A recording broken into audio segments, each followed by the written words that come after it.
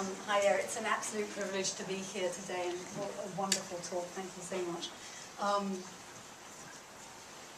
It would be even more wonderful if you could have an idea about how to make this work. I have no financial conflicts to disclose. Okay. I've got it, I have to look at it. Oh, no.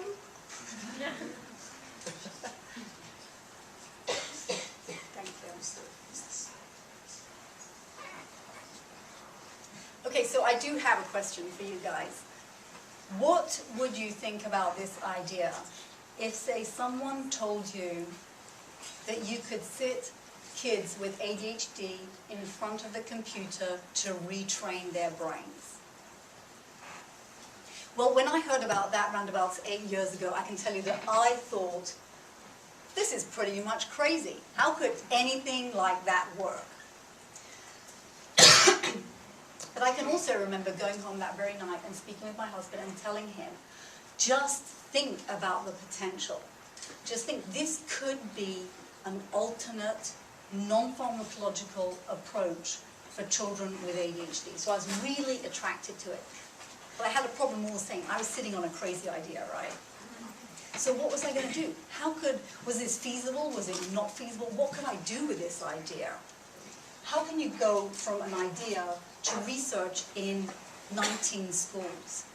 And sometimes an idea, it's not just the light bulbs going on in your head and you've got it and it's fully baked and it's ready to go. Sometimes an idea, it's a journey. It needs a work.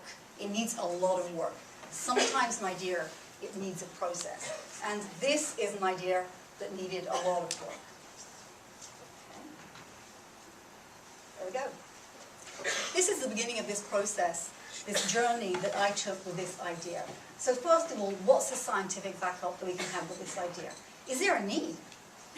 Where do I fit in? And then how do I get started? So step one, does this make any sense? Does this crazy idea make any sense at all? Or is it really just nutty, you know? So I started to do what all of you would do, of course, which is a literature research, yes, right? And what I realized pretty fast is there were not a lot of things out there then. This was 8 years ago, right? There was so little out there. You know, we're talking about case studies, small reports, things like that. I can remember sitting around a table and saying, what are we going to call this thing?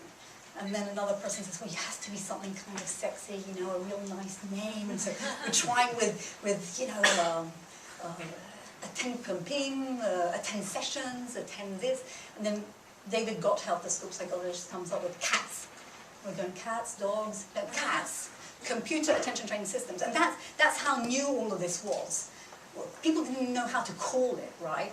And then it was kind of like my job I was going through all the literature and everything, and I said, well, how can I pull this together? How does this make sense? And I realized what we're really talking about here is brain plasticity. Brain plasticity, a lot of people who work with brains and research, we talk a lot about it nowadays, but 8 years ago it was kind of like, people knew what it was, but it wasn't like kind of common knowledge kind of thing. Brain plasticity is the concept that basically the environment, the stimuli from the environment are going to lead to modifying your brain. They're going to lead to an automatic adaptation of the brain. And so the stimuli that we're talking about right now is these computer attention training sessions in the kids coming in on a repeated basis that are then going to modulate the brain, make the brain adapt, make the brain learn, right? And so that's where I was going right then. And there are two basic groups of these computer attention training systems. The first one, neurofeedback. Previously, 8 years ago, we were writing this calling it EEG biofeedback.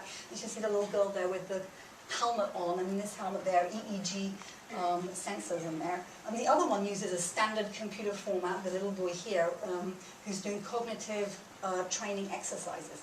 And this is what the little girl is looking at with her helmet, with the EEG sensors, and she's looking at this orca. And if she focuses really well, and there are a lot of really good quality focusing brainwaves going on that are being picked up by the helmet, this orca will dive down and pick up in her chest golden medals.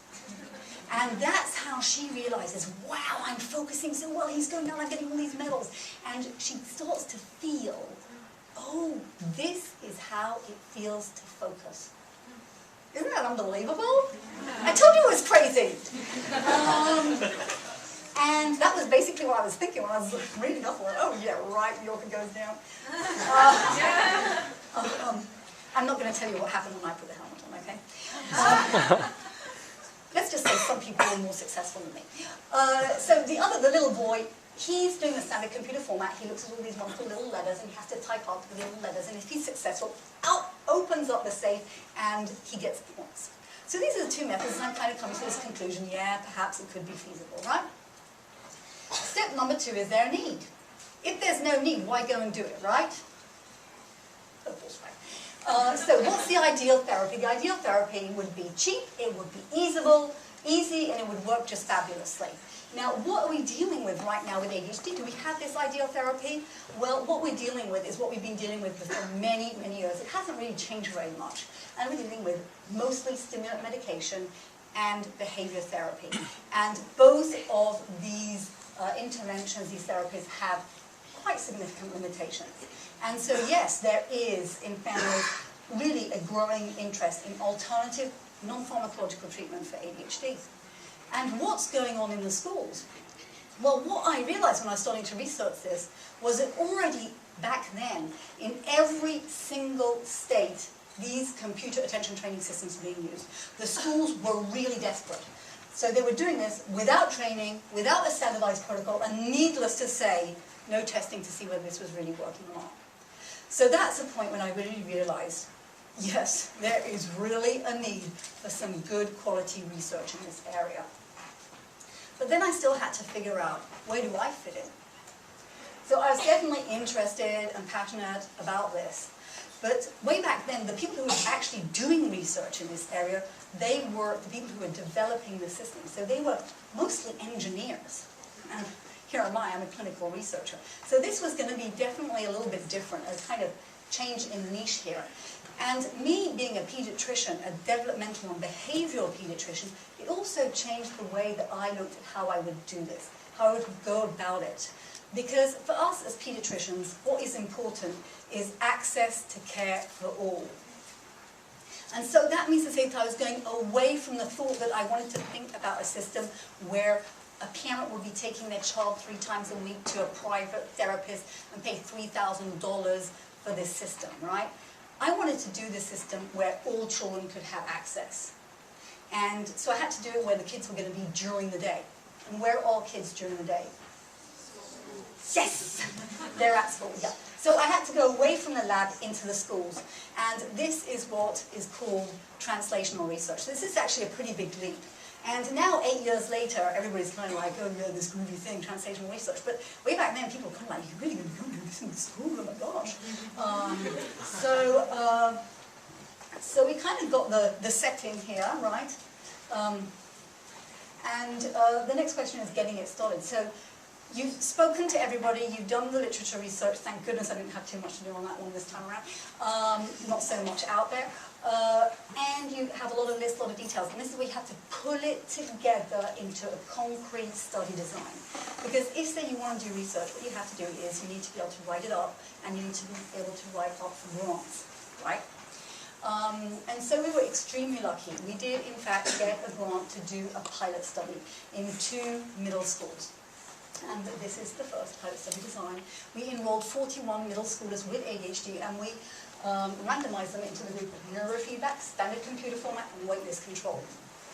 And then we got the results. And I can tell you, we were surprised.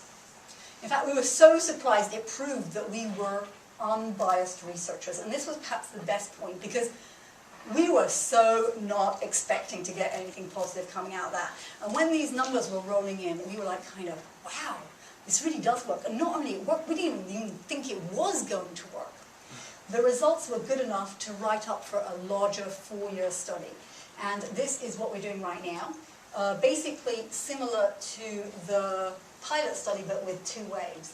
And we're doing this in the 19 schools, and we have enrolled 105 children, and the preliminary results from the first group right here are consolidating the trends and the positive results that we found in the pilot study. So this is obviously extremely encouraging for us.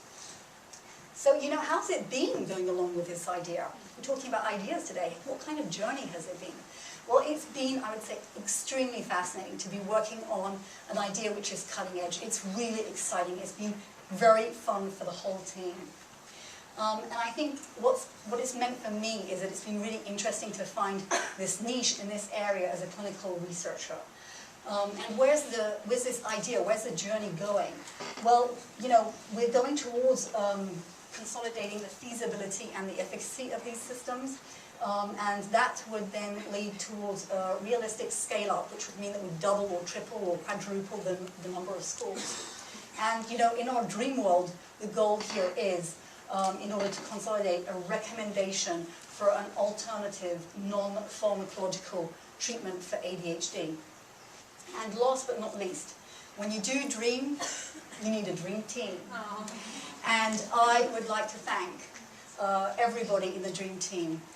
Multiple undergrads from Tufts, thank you very much, those who've been working with me, and multiple graduate students, my research assistants. It's been an absolutely wonderful idea, wonderful journey. I would encourage everybody to take such a journey with their ideas. Thank you.